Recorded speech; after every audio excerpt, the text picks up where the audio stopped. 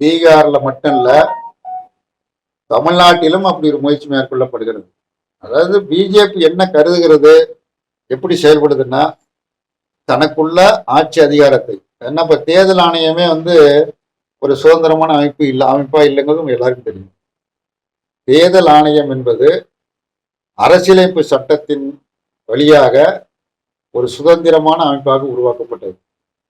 அதில் யாரும் தலையிடக்கூடாது.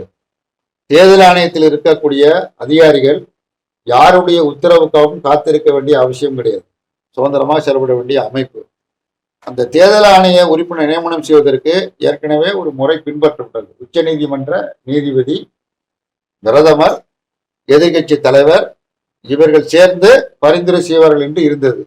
அதை மோடி ஆட்சி என்ன பண்ணிச்சது, உச்ச நீதிமன்ற நீதிபதி நீக்கிவிட்டு மூவர் கொண்ட குழு, இந்த மூவர் கொண்ட குழுவில் பிரதமரால் நியமனம் செய்யக்கூடிய ஒரு அமைச்சர், ஒரு எதிர்கட்சி தலைவர், 3 பேர் கொண்ட குழு. இந்த 3 பேர் கொண்ட குழுவில் பெரும்பான்மை அடிப்படையில் முடிவெடுக்கப்படும். பெரும்பான்மை இது பிஜேபி தான் பெரும்பான்மை. பிரதமரால் நியமனம் செய்யக்கூடிய அமைச்சர், இந்த 2 பேர் தான் பெரும்பான்மை. அப்ப தேர்தல் ஆணையமே தனது சுதந்திரமான செயல்பாட்டை இழந்து விட்டது. முழுக்க பிஜேபியின் கட்டுப்பாட்டுக்கு சென்று விட்டது. தேர்தலில் தில்லுமுள்ளு செய்து